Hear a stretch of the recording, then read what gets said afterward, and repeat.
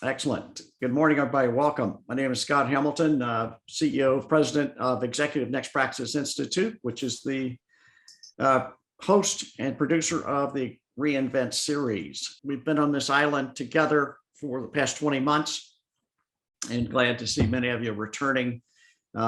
This particular series, this is number 15. We've actually been at work on this particular event for over 8 months.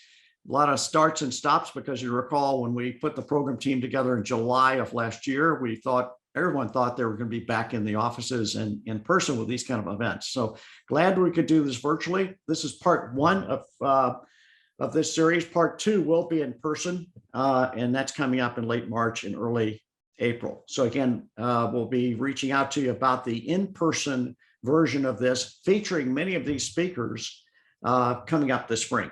All right. With that, let's just talk about this for a minute. The purpose and objective of this reInvent series is to really give you some fast-paced insights, some strategies, and some next practices for growth in 2022. It's also designed to be fast-paced spark talks of 8 minutes or less. And then finally, it's designed to help you create a better talent proposition, market proposition, customer proposition in these fast-paced times. So a lot of objectives we have today. And again, this format, I think you'll enjoy. We are going to get you involved, and I'll get to that in just a minute. We've assembled some outstanding speakers. Many of you who know from the community, the innovation community. These are leaders of organizations. They are well connected, and they've got some tremendous insights from different perspectives about how we're looking at 2022 and beyond. Again, we are the host organization of reInvent, the reInvent series, and we're based here and broadcasting from University of California, Irvine, Beale Applied Innovation. There you see the old days on the left, February 2020, when we all used to meet together, and we still are. That's the middle picture is from our November 30 healthcare event, which we did in a hybrid format, but still had well over 150 people come into a safe environment where they could meet in person. And again, we're right here in Research Park in Irvine. Look forward to seeing you here soon. I just want to talk about E&P for 2022, what you can expect, because we've been around for so long, almost 15 years now, and we've done over 480 forums, workshops, interviews, had well over 100,000 people attend in person to our events across the globe. And we've been known for really sharing with people kind of a first look at what's coming in the marketplace. Secondly, we quite frequently partner with several organizations to get this done. You've seen this last time with the Healthcare Association of Southern California. Today, we've got other organizations like NHRA, OC involved, and San Diego HR Forum, and many others across the country, in order to bring you a diverse membership and different Verizon perspectives. Wireless. Your call cannot be completed. We got someone who needs to be mute there. The other piece is that we have in these E&P meetings, by design, you know that your best innovation is going to come from outside your organization. So for that reason, we bring in different industry sectors to all these meetings, different leaders, different sectors in each one of these, so that you have an opportunity to meet what we call third-degree people in LinkedIn parlance. So people you might not normally see and associate with. So you see many of them on the call today. And then finally, these are non-solicitation forums. There's not another shoe to drop. We just want you to have the information and enjoy learning and sharing in these kind of these meetings. We've been about this idea of next practices now for over 15 years. And that is, if you look at from a Jeff Bezos quote, what will not change in the next 10 to 15 years? People always want a cheaper product. They want it faster. What's not going to change? And look to innovate from there. So that says it's not always about disruption, because disruption to be disruptive is not advancing a ball, but it is about improving our organization. So we're creating our own next practices within our own teams and our own organization that'll help us be more effective and create differentiation, whether we're trying to attract and retain talent or attract and retain that next customer. So that's what we've been about all these years. To help us do that, we've had a tremendous slate of sponsors over the years. For this particular session, we welcome back Power Connections, led by Susan Howington. You'll hear from her shortly. She's a decade plus sponsor, been with us for over 10 years. We appreciate their support in this. Zedra is joining us for this particular session. This is a global organization that's a provider of corporate and global expansion services. They offer a wide range of things in accounting, tax, global mobility, payroll, and HR matters. They also support high net worth individuals and C-suite executives seeking diversified active wealth solutions. Brianna Runstein is part of this call, and you'll be getting her contact information after the meeting. So thank you, Zedra, for sponsoring. And also some of our reInvent sponsors have been with us here on an annual basis. Braggerman, USI, thanks for returning. They're another decade plus sponsor with us. Miller Farm Media, our production host, and of course our home organization, UCI Applied Innovation. Thanks to all these sponsors for making this possible. A couple of quick announcements, and then we'll get to the show here. Mark your calendars now. And in fact, if you want to hold your phone up to the screen now and take a scan shot of this other upcoming event, we have a very special session on leaders and legends creating the next generation of innovators. This is a fantastic event that's coming up that includes some of our top sports celebrities and other leaders in the community. And the cause, the philanthropic cause for this particular event on the evening of February 10th is for Roman Gabriel. Yes, that Roman Gabriel of the Sold Out Youth Foundation. And he does some fantastic work with middle school youth in terms of drug and alcohol abstinence. Tremendous national program. This is a philanthropic event. Again, here's some of the speakers. There'll be a few others. Lee Steinberg, of course, of Jerry Maguire fame, is a noted sports agent. Vince Ferragamo, Roman himself, Ray Crockett, David Meltzer, many of you knew, Sportsman Marketing. This will really be an evening designed to spark your ideas around how we can develop this next generation of innovators. Again, that's right here in person at UCI on February 10th. The other one I want to mention to you that is a webinar coming up on February 15th is very timely, and that is on New Year, New Rules for Growth. This is about how to hold an effective strategic retreat for your leadership teams. Again, that's 11 a.m. on February 15th. There's the QR code if you want to scan it. You'll get this information after the session as well. The topics we're going to cover on February 15th, including how to organize your teams, how to pull them together to plan that next strategic retreat, how to get to your best ideas and execute on them, how do you include everybody in your organization so you get the maximum ideation, and then finally, how do you create these market and talent analytics that'll help us create a roadmap for success? So again, February 15th webinar. All right, let's move on with the show. Again, we've assembled this stellar panel that's going to come through with rapid fire discussions around what's coming next. And I'm just going to add my own editorial comment here as chair of reInvent. And two things. One, when we're talking about 2022 planning, we've been in this hybrid environment for 20 plus months. And what we're starting to see across the board in all organizations, for-profit, nonprofit, public, private, is declining performance, declining inclusion, declining engagement of customers and employees alike. And so it's starting to suffer a bit. This is a challenge for you now in terms of maintaining and improving your value proposition to the market, to the talent, to the community. So how do you remain nimble, adapt, and pivot at the right time with the right people, with the right ideas?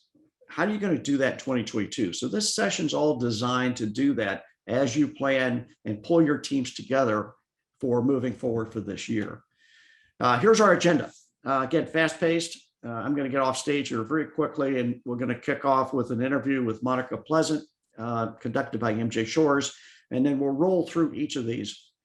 By the way, we hope to be faster than this time that you see here because we want to get to your questions.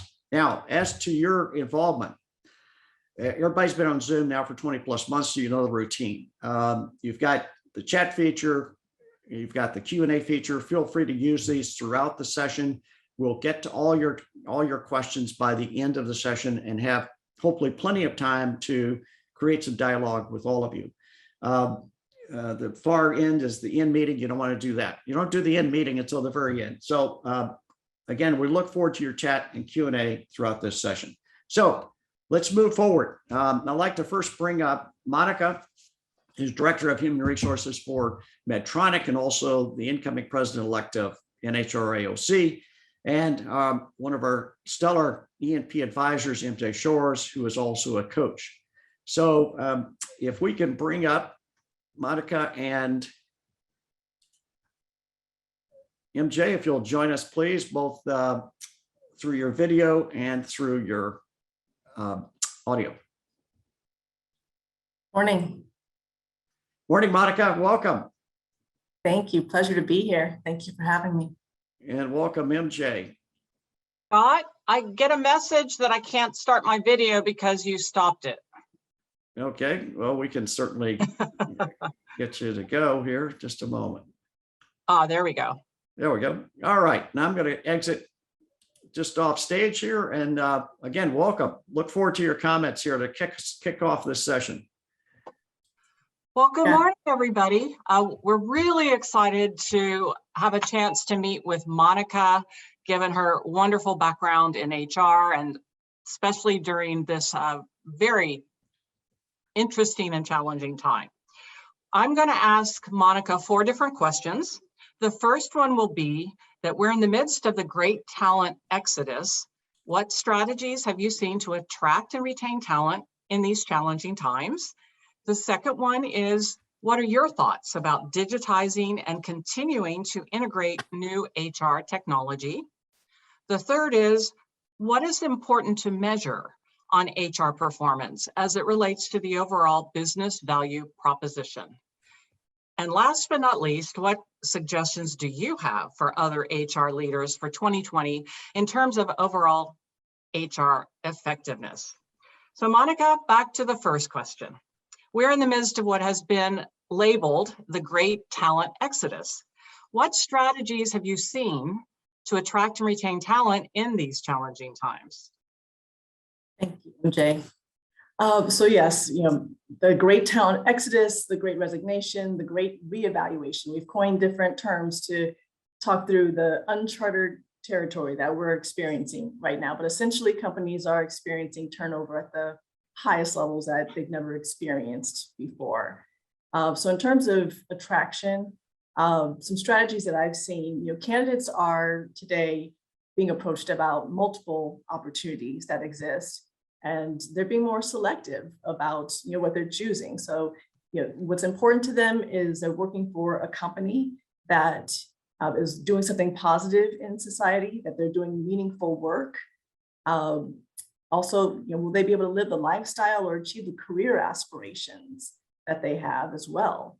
So those are some important factors that employers really need to showcase, whether it's through social media, their company websites, or participating in different publications that showcase how are they performing when it comes to those factors. So I really encourage employers to take advantage of those channels to promote that they are performing well in those areas. And then in terms of retention strategies, don't mean to oversimplify this, but the best way to retain people is to have meaningful conversations with them and listen to what their needs are. And at times that you can't accommodate those needs, take action and do it in a fair and equitable way. I highly recommend managers doing stay interviews instead of exit interviews, being reactive and finding out, why did you make that decision to leave us? Be proactive about it and have meaningful conversations with them to understand, what's important to you, what makes you feel valued, what are your career aspirations, and how can I support you to get there? Those are important things that managers do to better retain the employees on their team. Thank you. Now to move on, what are your thoughts about digitizing and continuing to leverage new HR technologies, which appear to be burgeoning quite successfully? Well, I'm a huge advocate when it comes to leveraging technology and digitizing our processes. It's very much needed. Um, there are a lot of great solutions that exist already and that are emerging as well.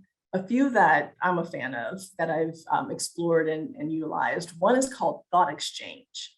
It is a web-based software that allows you to get feedback from employees because one of the biggest needs is employees want their voice to be heard. So with Thought Exchange, you can simply just pose a question, ask what are their thoughts on something, and give employees an opportunity to share their feedback. And again, their voice feels heard and taken into consideration as business decisions are being made. In this time as well, burnout and exhaustion is a big factor that is harming the workforce. And a very interesting app that I recently piloted is called TaskHuman, where you get access to a directory of coaches, subject matter experts on a variety of different topics from health, well-being, exercise, diet, as well as leadership development. Like they have just a wide array of subject matter experts on a variety of different topics. And you can just schedule time with them anytime to just have that coach, that confidant, and someone to talk through things that are very important to you personally or professionally. So a huge fan of that is offering that companies consider to help the well-being of their employees. And another thing in terms of technology is artificial intelligence, trying to find ways to integrate that more into the talent management practices that we have today. Like, for example, when we have open positions, instead of just relying on employees to apply for positions, we have the ability now with our HR systems to capture what skill set, what experience do people have, and we can do searches and have artificial intelligence pull up lists of employees that we already have that would be qualified for these opportunities. Again, instead of relying on them just to search for it and apply for it, we can now approach our internal employees so they can be considered for our opportunities as well. So just a few ideas of how to leverage technology. Oh, those are some great ideas. What do you think, Monica, is important to measure on HR performance as it relates to the overall business value proposition? So in terms of HR, essentially we're an enabler of the business. We help facilitate to make sure the business achieves the goals by hiring great talent, developing them, engaging them, and retaining them. So metrics that measure that, I think, is very important, but we also have to make sure that whatever the business goal is, that we coincide our talent metrics with that as well. So hiring, how are we doing in terms of hiring, the time it takes to fill the positions, engaging the talent using employee engagement surveys, focus groups to gather data and find out how are we doing in terms of that. Culture, there's a lot of culture work going on right now where companies want to improve their culture. So measuring how are we doing? Are we hitting the target? Are we hitting the mark on creating that perception, that brand of the culture that we want employees to feel? And then also practices, are our practices equitable? Measuring that as well too is very important these days. Wonderful. Now to kind of set the stage for the rest of the morning, what suggestions do you have for other HR leaders for 2022 in terms of overall HR effectiveness? I would say there's a lot of opportunities. I could go on and on, but if I could narrow it down maybe like to the top three, I would say first, I can't emphasize enough how important it is for leaders, actually everyone within the organization, to listen with an open mind and hear employees and what their needs are and take action on them. And in some cases, we need to upskill our workforce to actually demonstrate those empathetic, inclusive practices. Some people might not, we didn't learn a lot of this stuff in school. So, some people might not want to admit it, but they struggle with that. And so let's offer things that will help people strengthen those skills so that we can have a more empathetic, inclusive work environment. Second, I would say HR leaders really need to take the time to reevaluate how the business operates. just as employees are reevaluating their life, businesses need to reevaluate how they're operating. And there's so many opportunities now for us to automate our processes, simplify our processes so that we have better employee experiences. And we've really got to be, as Scott mentioned earlier, nimble, agile, in order to evolve and stay relevant. And the last thing I'll say is, again, just the upskilling, because there's such a war for talent right now, we're not always getting access to the talent that we need or the skills that we need. So we need to consider, outsourcing or building the talent within our organization so that we can make sure that we use the talent that we have to address the business needs that exist right now and for the future. Well, thank you, Monica. You covered quite a bit of ground in a short period of time, and you gave us all a lot to think about as we proceed through the rest of the speakers. So we're really glad once again you came. I think all of us will have taken away some great ideas from you. Thank you, MJ. Pleasure. Well, this is fantastic. Again, thanks, Monica. Thanks, MJ, for getting us off to the right start. And I know you're going to be sticking around to share some more insights as we get into this morning. By the way, I want to welcome our YouTube, LinkedIn, and Facebook audiences who are streaming in for us. So we have both the Zoom audience as well as a global audience that are on different channels. Let's go to Charles Antis. And I deliberately invited Charles back in. He spoke at our Disrupt conferences in the past. Charles is, of course, founder and CEO of Antis Roofing and Waterproofing, but he's much more than that. He is a true community leader. You see all his exploits on social media, but he is a true giver and a true leader in this community. I wanted him to kick this off with his comments about purpose, culture, and his take on 2022. Charles, welcome. Thanks, Scott. I have a memory. I remember being uncomfortable 7 years ago, walking into Chalk Children's NICU, where my premature twins were. Actually, I was uncomfortable every day when I walked by the Ronald McDonald House station, where the attendant would always offer me a bed, a food, a computer to keep us close to my twins. Okay. I was uncomfortable, so I said no. I didn't want to associate with the Ronald McDonald House families who had sick kids. You see, our twins had come early, born premature, and the Chalk nurses told my wife, Dawn, and I that if we would come in every day and take off our shirts, lay back on the chair and do skin on skin with Charlie and Gracie, that it would give them their best chance at healing. And I remember on this one day, this one particular day, being really uncomfortable because I was late and I was to have Charlie on my chest, but I had heartburn, chronic heartburn so bad there was no way I would be able to lay down. So on this day, when I walked by the Ronald McDonald House station where there was no attendant, I looked down and I saw a Nature Valley granola bar. And I thought, maybe I can just take this one bar. It's not like I'm really going to owe them anything. At least that's what I thought. So I ate the granola bar and I don't remember anything until about an hour and a half later. I just remember lying back on that reclining chair in Chalk NICU with my infant son, Charlie, asleep on my chest, healing, and my heartburn was calm. And then it started to hit me that maybe even a granola bar could have such an impact to help my son heal. And a couple of years later, I got a call from Ronald McDonald House, Orange County, and they needed help with their roof. It was leaking.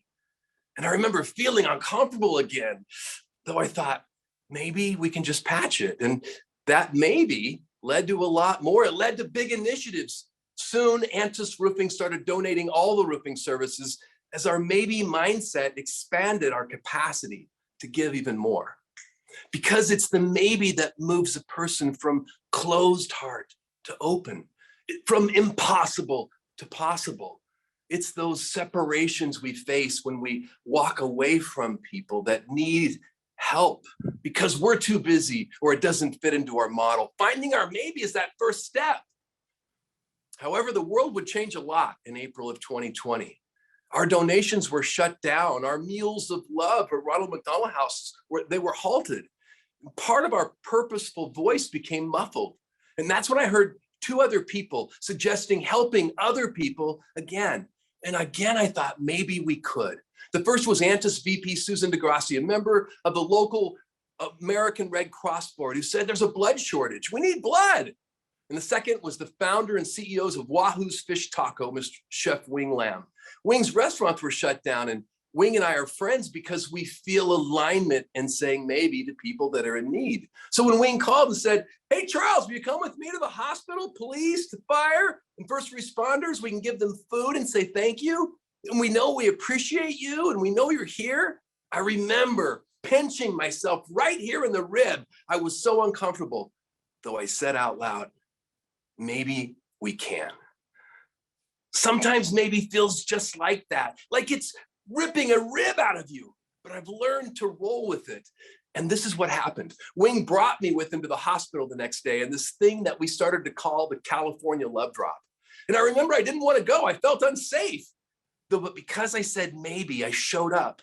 And I remember standing there at Chalk Orange at the hospital entrance, holding this big bag of Yogurtland yogurt, not feeling in the mood. And then suddenly I looked up and I realized where we were. We were at Chalk Children's.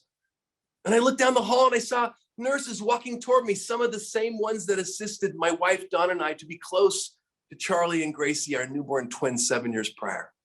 And they just worked a double. And I was there in that moment to say thank you. I felt the same joy I felt lying in that chalk chair, skin on skin 7 years ago. I felt healed. Saying maybe is mastering the art of not saying no. And saying maybe also lets you pause to notice your employees. In fact, when I say maybe, my capacity grows and it spills over into every part of my life. Last week, I was late for a lunch as I swerved to miss an injured bird in the middle of the road. And as I passed it, I saw it upside down. Its wings were flailing in the passing cars. And I thought out loud, my mind raced. I can't be late for this lunch. And then I heard, Daddy, what did you do? It was the voice of my 7-year-old twins, Charlie and Gracie. What they would surely ask me that evening when I got home. In an instant, my mindset shifted. I thought maybe I can help a little. I can be late. And I flipped a Yui and I found a towel in my truck and I walked toward the bird in heavy traffic. I got to it. I swallowed it. I walked it safely back to the truck. And then I made 2 phone calls. The first was to my wife. I said, Dawn, I've got a bird that needs your help. And on speakerphone, I could hear my 7-year-old twin daughter, Gracie, shouting, Charlie, open up the garage. Daddy's coming with the bird. And my second call was to Ed Hart, who was buying me lunch that day. And I tried to tell him why I was going to be late, though I couldn't talk when I got to the part about what my kids would say.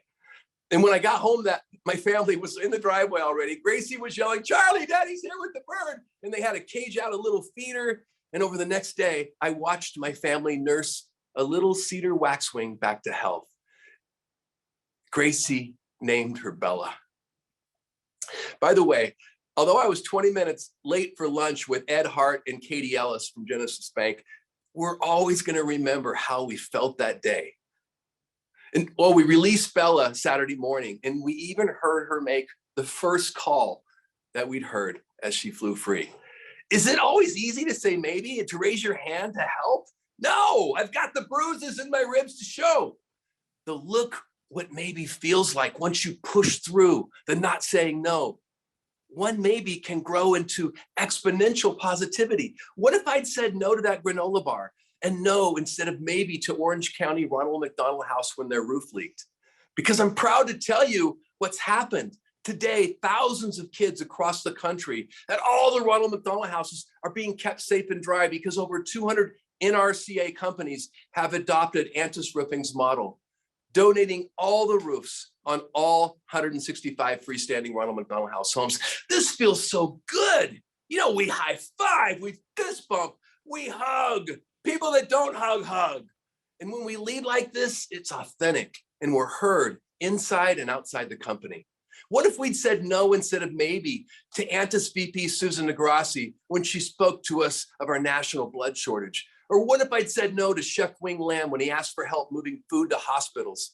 Do you know 2 weeks ago, right here at Antis campus, we just held our 60th blood drive for the American Red Cross since April of 2020. We just raised 4,500 life-saving units of blood. Boom! And each blood drive is covered with the California Love Drop with Wings team, my team, Yogurtland, KLOS, KTLA, and more, donating over 350 love drops to donors, volunteers, and those who keep us safe. And what if I'd insisted that day of being on time to lunch instead of thinking maybe? You know, I'm a hero to my 7-year-old twins, Charlie and Gracie, as my family learns how to give and how to see. And that little wax swing will forever teach us of our maybes, of the homeless and the hungry and those we don't see or who'd inconvenience us.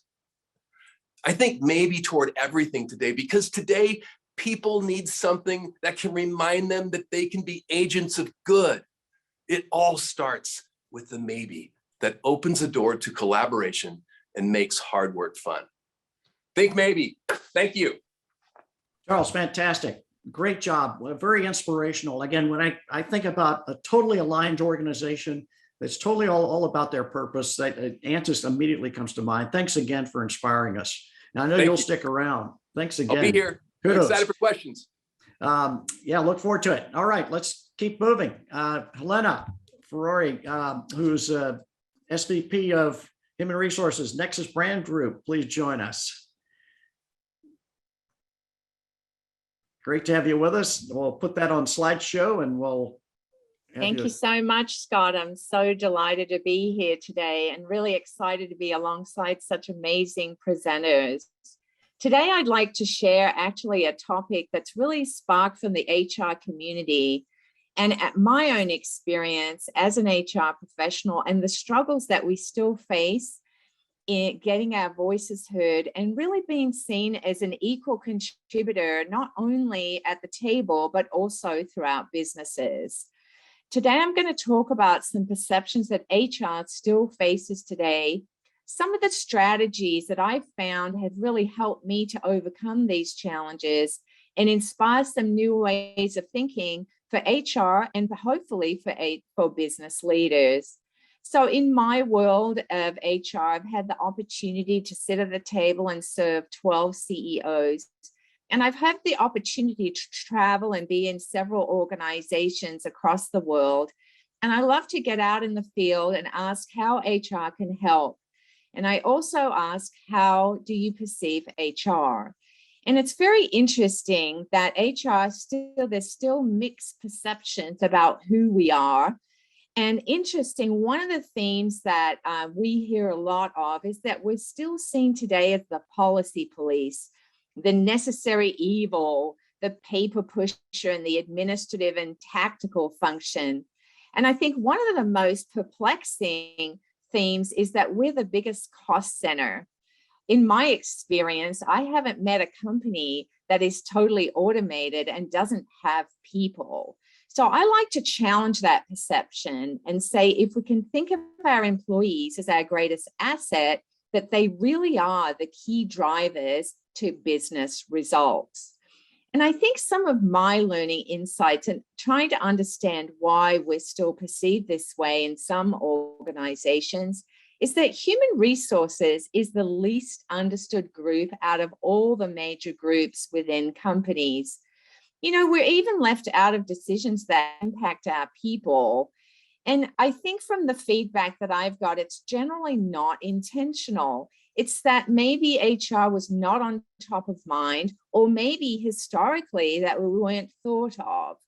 So I always educate and try and challenge these perceptions of really being a proactive business problem solver, helping to educate ways on how we in HR can really add value to the business and show the ways that our people actually do drive key results. So I want to share a real life scenario where I put this into action of a company that I work for. I'd just been started there about 90 days. So I was fairly new to the organization. And then we were all given a company-wide goal where every business unit had to cut costs across the board of greater than 10%. So I decided to call my non-HR believers and kind of go through a scenario of how HR could come and help them in their company-wide goal. So I approached our general manager in the warehouse and distribution center, and I said, hey, I'd love to help you be able to lower your overtime costs. Maybe an idea that I have is split up some weeks and do some split shifts And this idea could save over $500,000 a year. The next person that I contacted was a head of the creative department. And I said, you know, I'm not sure if you've had a look at your temporary and contractors, but we have a lot of long timers. And I've put together a cost benefit analysis of ways that we could maybe renegotiate some of these contracts, even look at converting even half of these folks and inviting them to be employees. And I think if it would work for your business, that we could shave off about $350,000 a year based on the company-wide goal. And then the lucky last is my favorite. And I say this in jest because the CFO is always the favorite friend in my world, is that I went into his office and I said, wow, I'm sure it's not a surprise that we're spending over $1 million in external recruitment costs across the globe.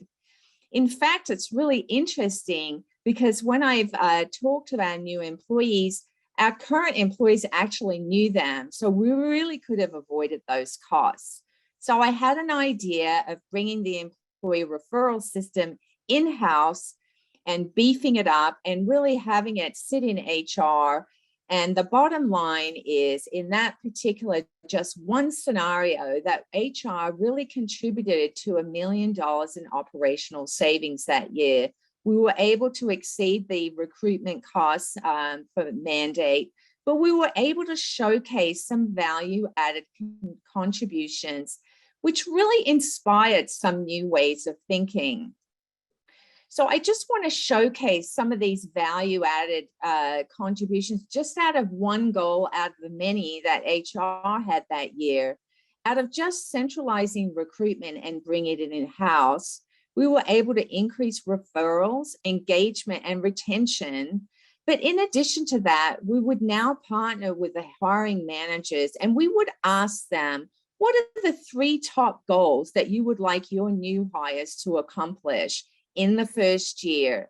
And then we were able to put in a tracking system aligned to our overall goals within that organization as it tied into revenue growth and continuous improvement for this specific example. So after being there for about a year, HR had pivoted the mindset of really being seen as a business partner and even as an advisory group. So I think for my sharing some of this success is to share that I believe in being curious and asking questions. For HR to really understand the key drivers of the operations and profitability and find out those biggest sources of pain so we really can help solve problems. So when I think about HR and how we can build our game plan, I know it's January and we're looking towards what we can do this year, is to really look for the ways that link people to these key business results for the organizations that we currently work in. We really need to quantify them though, and communicate them regularly throughout the entire organization.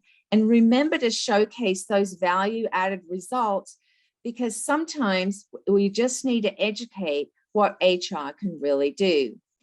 So my challenge to business leaders is to think of the HR department as the people operations, the enablers of our talent to really drive those key results. And as I said, for this example, it stems into the growth, continuous improvement, and profitability. So I challenge you, when you think of HR, is to think of that we have reinvented ourselves. We are evolving, and we ask you to let us show you. I hope today, thank you everyone, that I've inspired some new ways of being and thinking. Thank you, Scott. Thanks, Helena. A fantastic job. Really great insights and really set the stage for the rest of the morning here. And thanks for finally joining us. I know we've been after you for a while to get in on these sessions. Let's move now to Michele and Michele, who are going to have a conversation about the training training perspective, but also about talent development, inclusion, and other areas. Michele, I'll let you kick it off. Welcome. All right, thank you so much. Michele Bivens, really happy to have Michele here. I want to thank Michele for accepting our invitation to share your wisdom. That's what I'm really excited about because you have a lot of it. I'm honored to, Michele, to be one of your leadership training development partners. And one of the things that I'm always so impressed about is the consistency year over year that you offer your programs. So it's very impressive that you have such a commitment to that, and the leaders do as well. As a training director at Farmers and Merchants Bank, you oversee professional development, and you've been able to see and experience that when people participate in the development programs, the leadership development programs, then they advance. So as we see trends in 2022 and forecast, we've seen a lot about skill development. And we're excited about this. It's predicted to become even more important in 2022.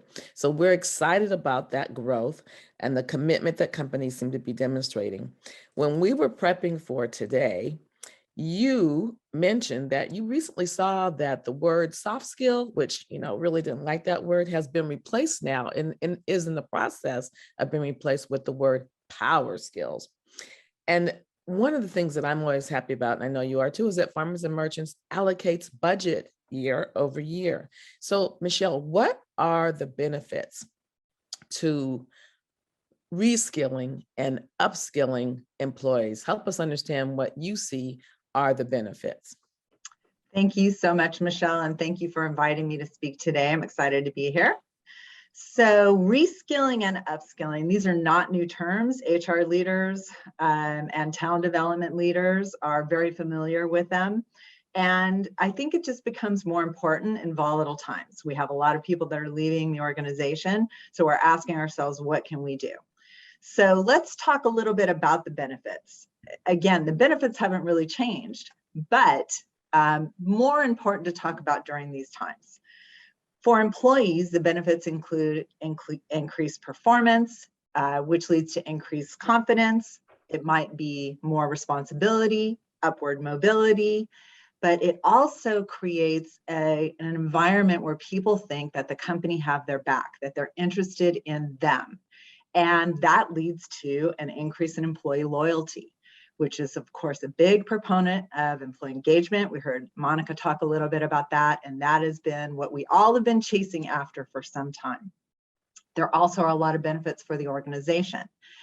The organization becomes more flexible and adaptable, allowing it to weather changes. And we have had some changes in these last couple of years, right? Yes. We also have an increase in employees that know and love the culture, an increase in employee tenure. So if I might just talk a moment about Farmers and Merchants Bank, our tenure is double that of the Bureau of Labor Statistics median of 4 years. So 8 years is our average tenure of employees.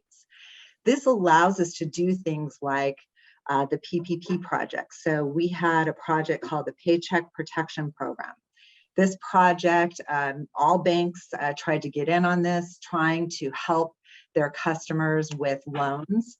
We were able to pull people from all across the organization who worked ridiculous amounts of hours every weekend, every holiday for 30 plus days to fund 4,200 loans, 4 times the amount of loans that we normally fund in a year period. It was amazing. And how can we do that? Because we focused initially on developing those people so they could help those customers. And then we get the benefit of hearing about how customers came to the desk to sign their paperwork, crying and so happy because their business was going to be saved. That's the kind of loyalty that you can get. That is a testimonial, Michele, and it was always such a struggle for so many people. So what a great example to being able to step up and support the community. And Charles was just talking about supporting the community. Yes. So that is such a great example of supporting the community. That is an amazing story, and the lives that you have been able to help people continue to move forward. So thank you for that example. That's going to take us into my next question, which is the hot topic, like you said. Monica talked about it, Monica and MJ, and it is the Great Resignation. So employees really are expressing a lot of dissatisfaction right now, and they're making it known what they want. They want to feel included. They want to feel like they're included in decisions and that they belong at the company. They want to feel as though they not only they want to enjoy their work, but there's a thing called a bigger picture that they want to be a part of, and they want to experience that and understand what is their purpose and experience what their purpose is aligned with the company's goal and the big picture. They want guidelines too on what they need to do to advance in their career and what kind of increase they can expect in compensation once they follow the guidelines. So, Michele, what advice do you have for companies? You gave a great example about keeping loyalty. What other advice do you have for companies and HR teams? For sure. Thank you, Michele. I think that when we see the environment that we're in right now, the Great Resignation, we know that this is driven by a couple of different factors. One is, those people that have been working from home want to continue to work from home, or they want some kind of hybrid workplace. So for senior leaders, they've been begrudgingly coming to this place where they recognize now, if they want to keep talent, this might be a change that they're going to have to make. So that's one thing I can say. We have to really be able to be open to looking at a hybrid work schedule. In reading articles, reports, research papers, just time after time after time, the thing that comes up overwhelmingly is career development. Career development is always in the top 3 to 5 reasons why a person stays at a company, or what they're looking at for in an organization. Mm-hmm. So it's so critical to boost up that career development. And that, of course, also leads to employee engagement. So I have a leadership program. We were speaking the other day, and one of the IT managers was talking about some employees were exiting, and he was having to recruit and was focusing so much on money and the fact that, they wanted more money and how was he going to compete. And we had a great conversation in the leadership group and really got him to think about some different aspects. One is the purpose, just exactly as you had said. Right. Gen Z and millennials, they're interested in their work purpose and how that work purpose connects with the organization. So you have to be able to talk about that. At F&M, one of the things that people are very interested in here is something that we call service above self. And that is an idea of volunteerism that kind of permeates throughout the organization. And we, as a company, we spend a lot of money and we have a lot of nonprofit clients. And we really focus a lot in those areas and in our communities. So that's something that you can really be proud of. Yes. For the company that you work on, right? So talking about those things. But I think going back also to what Monica had said, really keeping the conversation to what's important to the employee. Finding out what their interest is. Where do they want to go in the company? Where are they interested in moving? And then how can you help them get there? I love it. Service above self. That's awesome. Well, Michele, thank you so much for, again, sharing your wisdom. And, the messages are so plentiful today. And thank you. Career development and loyalty and big picture, it's all so important in retaining our employees. So, Michele, thank you so much again. My pleasure. Thank you, Michele. Great job to both the Michelles. This is really a delightful conversation. We could listen to you all day. That was a fast 8 minutes. But stick around, please. I'm sure the audience will have some questions for you. And I now want to bring up Susan Howington, who is a long-term friend of E&P, Disrupt, and of course, this reInvent series. Susan, welcome to talk about executive presence with us. Hi, Scott. If you would be kind enough to start the video, I'd appreciate it. All right, let's see what we can do here. Here. You should be able to share your screen Okay. as well. In the Yep. meantime, we'll get your fixed up on your video here.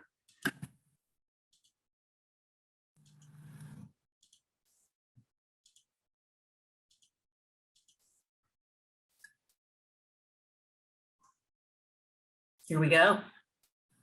All good on your end? Well, you don't see it yet. You should see. Okay. All right. Let's see. Should see your share screen there. Hmm.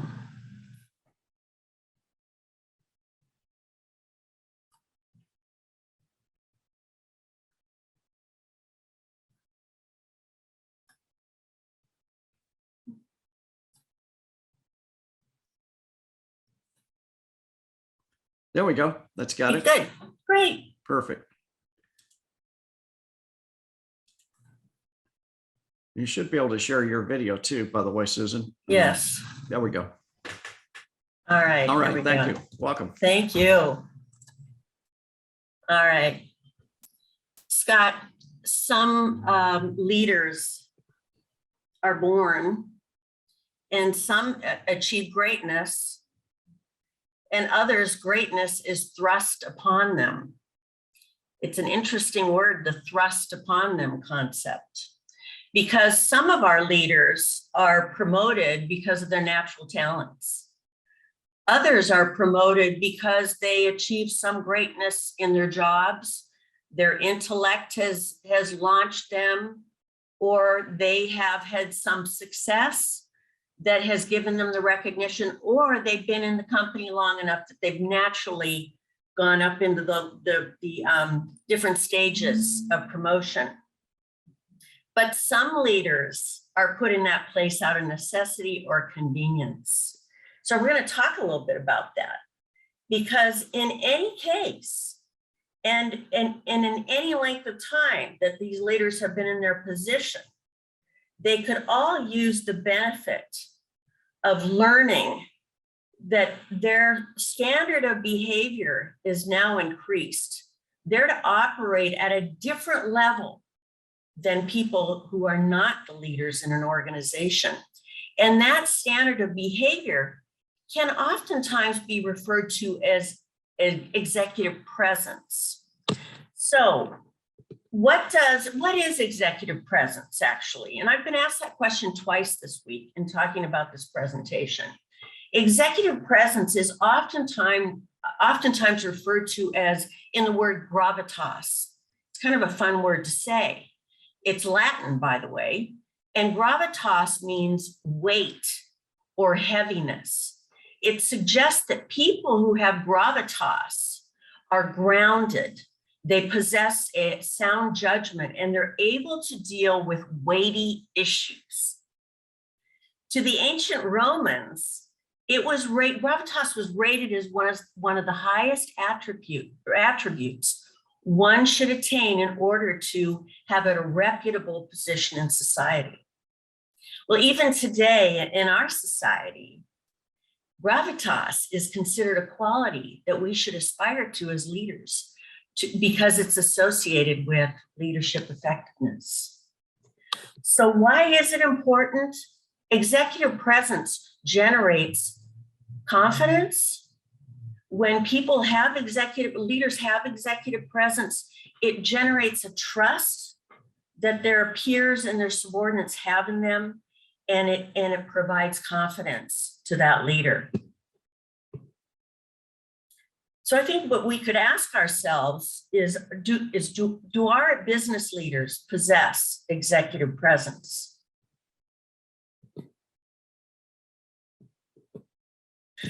In this presentation to you today, I'm only going to talk to you about 4 principles of executive presence. And I'm going to start with the first one. And this is really, it's so basic, but it's so vital. Because the point I would like for you all to be cognizant that we're human beings. You and I are human beings, and human beings are visual. And when we see things, Our brain processes that visual picture and we think about it, and we also feel something about what we visualize. And in what we visualize and what we think about makes us base our decisions. And the interesting thing about that is that the visual things that we're taking in, we feel more about them than we think about them. So image is very important in the way that people feel about you. So in this virtual world that we're living in, where everything is done through Zoom and Teams, does image matter? It sure does.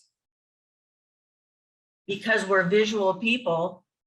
So I want to share a rule of thumb to all of you that maybe you could share that with others.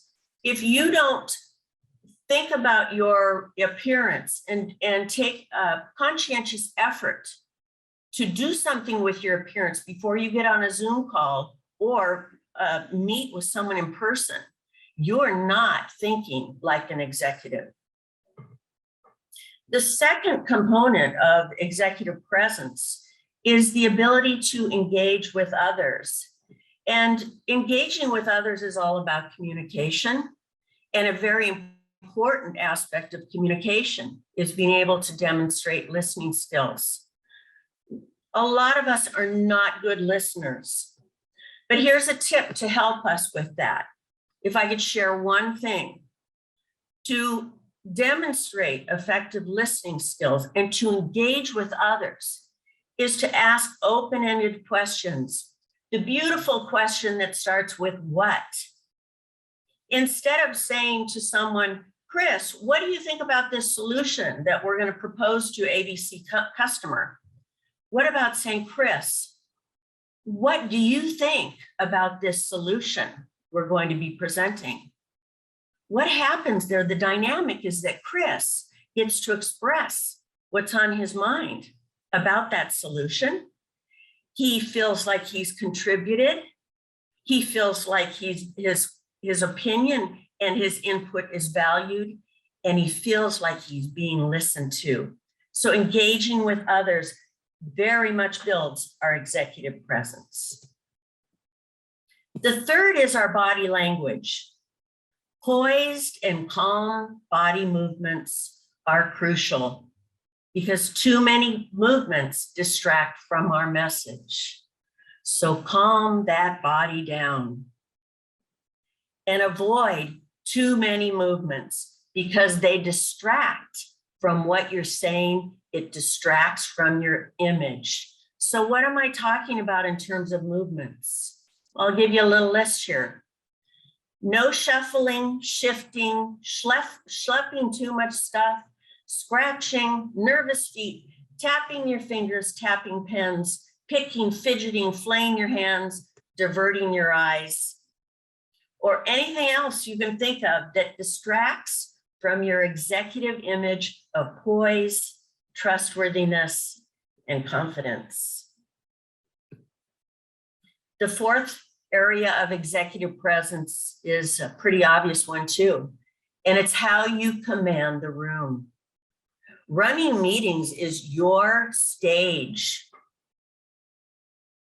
To show that you are in control, to show that you appreciate other people's time is start and end the meeting on time. And always have an agenda. Be organized. And here's another one. Don't let anyone steal your meeting. Well, what do I mean by that? Keep on track. Don't let someone divert everybody's attention to another topic or to get a platform for their own agenda. Manage that meeting. And then, of course, commanding the room has to do with our presentation ability, our skills. Presentation skills are, in terms of upskilling, like we're talking about, learning how to give an effective presentation is one of the most valuable skills that we can all learn. Because the reality, my friends, is if you can't give effective presentations, if your body language doesn't project receptivity and credibility, and if your body language detracts from your message, it can sabotage your career or your opportunity for advancement. So going back to Shakespeare, all the world's a stage, and all people have their exits and their entrances, and one person will play many parts. As executives in companies, that's the part that we're playing in our life. And by investing and by researching and learning more about how to exude executive presence on that stage, we can be far more effective, far more influential, far more confident, and enjoy and thrive in our careers. So I want to thank you so much for your time this morning. And if you'd like to talk to me about how you or someone in your team or company can project more executive presence, I welcome your call. It's one of my favorite topics. Great tips, Susan. Thanks as always. Very, very informative. I see people are really furiously taking notes as you're talking.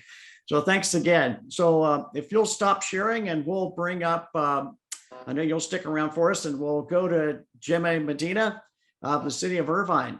Jimmy, welcome. I'll have you come up and start sharing your slides. Jimmy, of course, is Director of HR for the city of Irvine. I was excited to see and hear about what they've been doing during COVID and how they're planning 2022 going forward. Thank you, Scott. Welcome. I believe I've got You got it. going. There we go. Okay.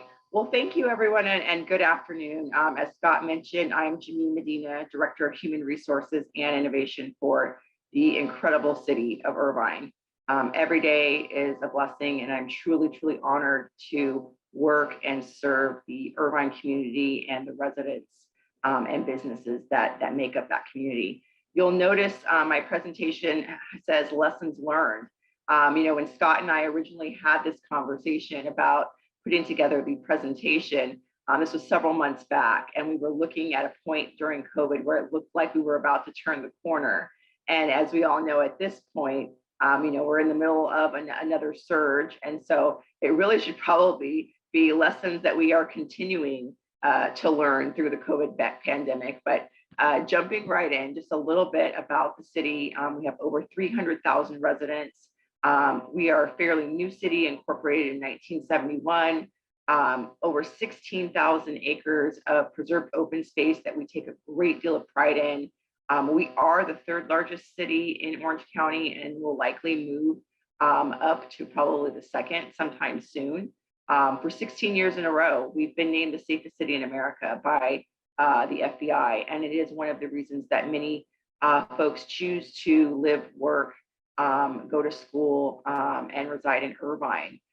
We have top fiscal strength, and we are recognized for our parks planning, as well as a great place to live and raise a family. So jumping right into some lessons that we've learned through this process. Number one, definitely telecommuting benefits. I'll talk a little bit about how we had to transition very quickly into some virtual programming, mental health and wellness aspect, as well as some technologies that we've been utilizing to not only help employees, but to serve our residents. So jumping right into telecommuting, prior to COVID, telecommuting wasn't something that you would typically see or hear about, especially for a public sector agency. And so we were forced, like many of you, in March of 2020 to move very quickly into a remote telecommuting environment as a result of COVID. And during that year, we noticed a lot of things that were really beneficial. Obviously, there were some environmental benefits, there was productivity and higher employee satisfaction benefits, and reduced traffic. And so after a year of taking a look and exploring that, we actually worked with our city council, which adopted a formal telecommuting policy in March of 2021. And it's proven to be very, very successful for us, and definitely a benefit and something that we notice when people are applying, looking to find employment. one of the questions that we get asked, what's the work schedule? Is there a flexible work schedule? Do you have telecommuting, things like that? Jumping into some of our virtual employee programs. So we had a really, really robust training organizational development program, and still do at the City of Irvine, one that we're very, very proud of. But we knew that in order to keep our workforce engaged, we were going to have to move everything to a virtual environment, which can be challenging because not everyone necessarily wants to speak up or say anything during a Zoom call. And so how do we get that interaction and keep our workforce engaged? And some of the programs that we implemented, we did 2 virtual mentorship programs, which have proven to be very, very successful. And the benefit of those is, although they were launched in a virtual environment, in instances where employees felt comfortable, they were still able to get together in person, meet for lunch, strategize, offer guidance to one another, provide support. And we've seen and heard some great feedback from our staff that it has been truly beneficial to have this mentorship program, especially during these past 2 years with the pandemic. Something else that we did is we launched an executive, get to know your executive management series. And so basically it was an opportunity where employees could join in and listen to a department head talk about their career path, how they ended up in the role that they're in, what their personal interests are, a little bit about their family, and just spark some just general conversation and an opportunity for employees, again, to get to know people on a more personal level. That program was very, very successful for us. We continued to run that. And out of that, we had feedback from our employees that said, hey, I really would like to get to know a little bit more about a particular team or a particular group and know what they're working on. And so we then launched our Meet Our Team series. And so it was a great, great idea. So we have different groups. For example, we might have individuals that run our youth programs through our community services department. And so those folks will get on and likewise talk a little bit about how they ended up in Irvine and what they enjoy about their job and how they collaborate as a team and how they function, and talk a little bit about the services that they're providing to the community. Again, both of those programs, the Getting to Know the Executive Management Team and the Getting to Meet Your Team series, have proven to be very, very beneficial and very helpful for us in terms of fostering employee engagement. We also partnered with LinkedIn Learning, which has thousands of courses online. So facilitated an opportunity for individuals to get some training and upskill through that platform, and that's proven to be very helpful and beneficial for us as well. Mental health and wellness, that this continues to be an area that we try to really support our employees with. As many of you are fully aware, individuals are still struggling through this. We have staff that maybe are dealing with elder parents or parents who might be in a nursing facility and they can't necessarily visit them or see them or get the information that they need from the nursing facility as a result of COVID. We have parents who get the phone call that their child's daycare or school is closing because there's a COVID exposure. And so now they're scrambling last minute to try to figure out what to do with childcare options. We have employees, and thankfully we've not laid off anyone during this period as a result of COVID, but we do have employees whose family members or individuals who may be living in their household who have lost work or lost employment, or so it's created some maybe some financial duress or financial stress. And so we partnered with Talkspace to allow employees to get on-demand therapy with whatever the issue was, whether it be marital relationships, whether it be finance, childcare, elder parent, what have you. It's really been a great opportunity for our employees to get therapy on demand and help them in the area of their mental health and well-being. We also continued with our Lunch and Learn program, doing that virtually as well, hosting a whole slew of programs, partnering with Kaiser, partnering with Blue Shield. We have a large presence of HOVE in the city as well as several other hospitals. And so we've been able to partner with them to provide services to our employees as well. And it's been a tremendous benefit. The other things, shifting a little bit more to what we've done for the community. We knew that when we did open City Hall, we didn't necessarily want a whole plethora of individuals coming into City Hall in light of COVID, but we wanted to make sure that individuals could still access the services that they needed. I mean, ultimately, we as city employees are beholden to our residents and the taxpayers, and we want to make sure that we continue to provide the best and most exceptional service to them. And so we have an app, Access Irvine. We did have it before COVID, but really put some additional information and effort into that app, make it easy for residents to be able to access services on demand through the app. Through our community services department, viewing video messages, calendaring city events. So it's been a wonderful, wonderful addition for us. We've received a number of awards through the League of California Cities for some of the things that we've done through the technology that we've implemented. Irvine Ready, allowing businesses to get plan and building checks done, again, in a virtual environment. And then one of the things that we're really proud of that Orange County Fire Authority, and it was recognized in the news media when we had the wildfire, we were able, our GIS team, to put together a very robust, very helpful evacuation map that residents and individuals could see if their neighborhood or community had been evacuated, what the access and ingress and egress points were for their community and for their neighborhood. So we've received some recognition for that. But again, I think in light of our organization, to really look and see how can we still provide exceptional service, but do it in environment. Lastly, I'll touch on our mayor, very, very progressive, and she's recently launched this past December an innovation council. I know, Scott, you and your team are going to be meeting with her as well, but it's a great group of industry leaders, a cross section of government, business, entrepreneurs that have come together to really foster an action plan where we can retain and support business and technology growth within Irvine.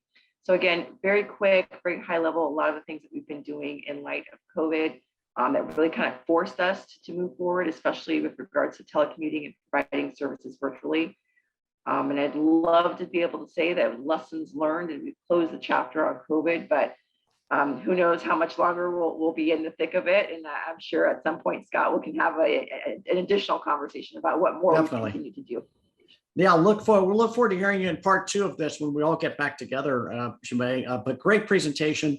By the way, upon approval of all these speakers, the audience will get a copy of these slides once we go through the approval process. Thanks again, Michele. So if you'll stop sharing, and then we'll bring up Kendra to bring us to the close here and wrap with Dr. Brown. Kendra, welcome. Kendra, of course, is Chief People Officer of Technology, has been very much a part of our group going back with both E&P, Disrupt, and also Reinvent HR. So Kendra, welcome back. So where do we go from here? So our role in HR as being the catalyst for strategic alignment. So first of all, why is this important? I just want to kind of start with that. I've worked in a variety of different roles, mostly as what I would say is a strategic HR business partner, working with key leadership in a variety of different organizations. And today I'm the head of HR for a technology company called Viant. I'm here in Irvine. But I think why this is important is, first of all, we want to make sure that the brand promise that we're making to our customers is the same promise that we're delivering to our employees, because our employees, when they know what's expected of them, they feel connected to the vision, it helps them deliver that promise back to our customers. So this is really about customer experience. It's also around alignment for an organization that has multiple business units or different departments, just to make sure that those departments are well aligned, that there's cross-functional alignment, and that really this is, for us especially being in a high growth area, a way for us to really scale our organization. And more importantly, I'm going to bring it back to what Charles started with, is this is really about purpose and connection for employees. So, kind of this is the mechanics of kind of where this starts from an alignment standpoint in terms of the company's vision, kind of the why. The mission is really the roadmap, not just the value proposition, but really kind of where is the company going in the next 3 years. That takes a lot of thought and leadership from whether it's your CEO or your executive leadership team to really kind of lay out that foundation, and then start to spend some time around how do we work, what do we value, how are decisions made, and then start to break it down into, okay, so if we know that we want to achieve X in 3 years, what are the things that we need to do to get there, and really kind of break that down. So what I'm really going to focus on is the let's break it down. So if you think about the strategic alignment agenda for any given year, it's really around sharing that vision and that roadmap with the executive leadership team or key business leaders within the organization, and having them be a part of what is it that they're going to collectively do, or what is it that we at Viant are going to collectively do to achieve those objectives. And then agree on what is the cadence of communications and collaborations to really operationalize this. So I'm going to share with you kind of how the sausage is made, so to speak, at Viant, and recognizing that this is a new process for a relatively small company with a group of people that have worked together for a very long time. We are growing at a 30% growth rate year over year. We had 150 new hires this year. So you can only imagine the importance of alignment as you're bringing on new leaders and new players across the organization. So when I started at Viant, the message that I got was, we've never been able to do this. It never goes anywhere. We spend days and we kind of walk out of these meetings with like not much to show for it. So a little gun shy on this.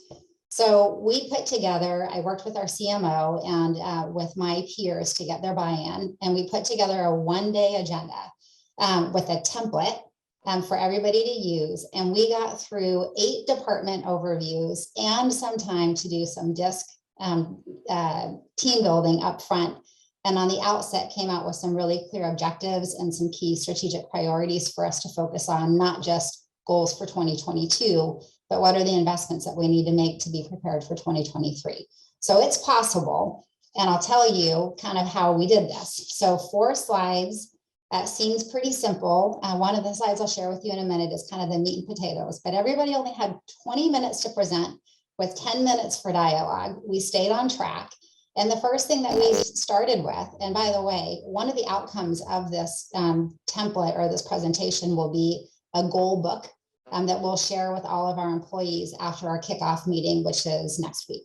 So the first one is just organizational context. If any of you know Franklin Covey, this came straight out of 6 Critical Practices. It's the most basic, but so good just to hear from everybody around what are the company's most important goals. So is there alignment of just from the get-go? How does your department contribute to the company's success? And then what are the 3 key priorities for your department? So this is the meat and potatoes. I'm giving you some examples of some ways that I have filled this out from an HR standpoint, just to show you how this works. But when you only have 1 page of real estate with 3 to 5 lines to lay your whole life out on the line for what you're going to do for the next 12 to 18 months, this is hard. So it's actually a lot more work to prepare and get buy-in before going into the meeting. But again, the outcome is tenfold when you have everybody doing this. So again, this is just an example, and it fits a pretty basic OKR model. And what's cool about this is that from a goal alignment from the top to the, kind of the employee level of the organization, this really starts to help with aligned goal setting. So strategic focus areas, key objectives, results. So what are we going to measure, or what are we going to do by when? And then who will help drive this? And what you see here, the other thing that's cool is this starts to lay out inter-department and inter-leader dependencies, which again is huge from an alignment standpoint. So we did some other clever things as part of this. Again, it starts to build that collaboration. And to be honest, we had some pretty bold truth-telling things in here too around what wasn't working in terms of the support that they needed. So this is just a placeholder, but we wanted to make sure that everybody had an opportunity to share some of the support that they needed, or some things that they needed others to stop, start, or continue doing to help them be successful within their roles and within their departments. This was huge, and we started to see consistently a lot of similar pain points, which we'll get to in a minute in terms of what's the outcome of that. Then the other piece, especially for us thinking about investments in the future and what are some things that we should be either doing differently or planning now to invest in, is each one of us had an opportunity to present one big idea. only one. Some of them were specific to the departments that they led. Some of them were broader across the organization, and some of them were pretty big, like acquisitions, major technology investments. But we had an opportunity at the end of the day to talk about these big ideas and use those to really prioritize, again, our investments in strategic projects going into the next year. So 4 slides, 20 minutes of presenting, 30 minutes total in dialogue per person, and it's possible. So what's the outcome of going through a process like this? And this is around bringing it forward. So first and foremost, it's around getting agreement, alignment, and more importantly, execution. So one of the things that came out of this meeting is, hey, we need to spend more time with our, top 30% of the organization, top 20% of the organization, so that they're clear on what our objectives are, because their role is to help us execute now that we've got these plans in place. So in addition to an all-employee kickoff next week, we're actually going to spend a full day with our executive leadership team to go through and align on our strategies, but more importantly, start to get it into execution planning. That will lead into aligned goal setting for the organization. So our kickoff is about getting our employees super excited about what's coming ahead of us, creating kind of a cadence of communications. This comes back to the cultural pieces. There's a discipline to culture to make it really happen on a regular basis and reinforce it and create those moments of connections for employees, and having a calendar that has the communications, the business updates, the recognition, celebrating wins. You got to plan for that. And then the last piece is, especially with these big ideas and some of these pain points that we identified in strategic initiatives, is providing project-based opportunities for our employees to get different experiences, build relationships across the organization, and through this really will feed their progression and development within the organization. So my last piece here that I just wanted to kind of share with you is, this is how we're doing alignment in action. Some of you might be doing things similar. Like I said, operationalizing this so it's on a calendar now for the entire year, and the team is committed to following through on it, is really tremendous. So you'll see we're creating a system. That's that piece around alignment. And the one I'd like to highlight, only because I am your NHR leader, is this piece around succession and talent planning, because none of this happens without great leaders and understanding your talent, your emerging leaders, your accelerating leaders, the strategic leaders. I think it said that 20% of the results or 80% of your company results are driven by 20% of the organization. So really understanding that strategic talent and having succession plans to not only have backfills and replacements, but also investments for the future are really important. So that is it. And I want to thank you very much for the time and the opportunity to present to the team. Thanks, Kendra. What a great close and to get us off and starting. And you're touching on a lot of the points that a lot of the topics we're going to cover in detail on February the 15th. So I might have you loop back in on that session for us. Great job. Thank you so much. So let's go to Dr. Dita Brown to give us a summary of what we've just seen. And then we're going to give everyone a few extra minutes so that you can have some questions and answers. But Dr. Brown, what did you hear today? Wow, I heard a lot. And so I want to bring to you my quick summary that really gives like a helicopter view with some telephoto lens insights. And so one of the things I do want to share is that we heard about, some of the pivots that were necessary. And so I want to bring forth the concept that once you pivot, do not forget to shift. And so kind of keep that shift factor as I go through this quick summary. So the big takeaway to what's next, Monica shared the importance of leveraging your existing talent, listening to the voice of the internal customer, and gaining external insights while learning to optimize artificial intelligence and automations. If you want to increase the overall business value proposition, implement equitable practices, foster belonging with equal access, and stimulate stagnancy with focused engagement. And my favorite guy, Charles Antis, who he knows I love so very much, his exuberance is just overflowing. He really gave us the power of maybe. I used to always say, when you feel the yes, say the yes. When you feel the no, say the no. But now we really get to embrace the power of maybe. And that leads to purposeful action, which can build a culture of inclusive impact. The shift starts with you, and your actions can foster innovative solutions. And Helen Ferrari had us cruising in to a new paradigm shift and gave us some powerful truths of HR. Do not allow policy to skew your perception, but instead embrace new perspectives about impacting people to drive results.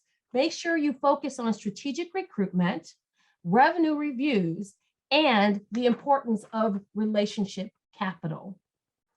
And executive presence is all about how you show up, how you communicate, and your ability to connect. And Susan really honed in on how do we actually get a chance to do that? And what I noted is that there are 3 characteristics to lead with boldness, brilliance, and best practices. And that is clarity in who you are and how you show up, confidence in standing there in the face of uncertainty if needed, and consistency to be who you are as you are so people know how to connect with you. And Jim-A, my goodness, the what you shared is still kind of just sitting there. And I thought, how do we really bring that up? What is the biggest takeaway?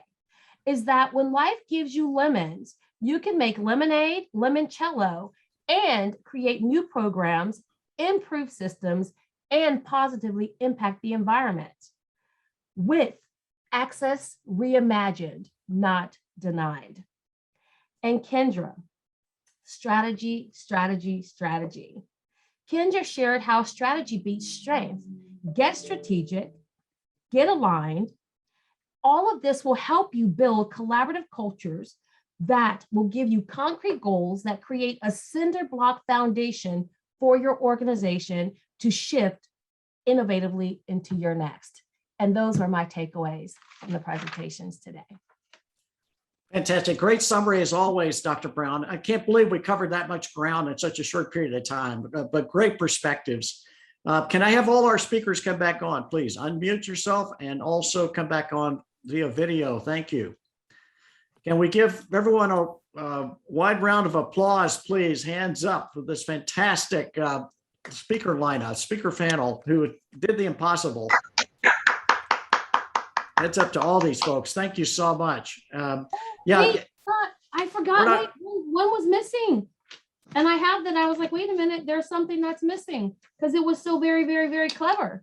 Because I have to remind you that you can bank on consistent leadership development to increase performance and productivity. And so you have to make sure that you make a real significant ample deposit in career planning and community activism. So thank you, Michele and Michele. I knew there Michele, was Michele. Yeah, that was great. Great presentation.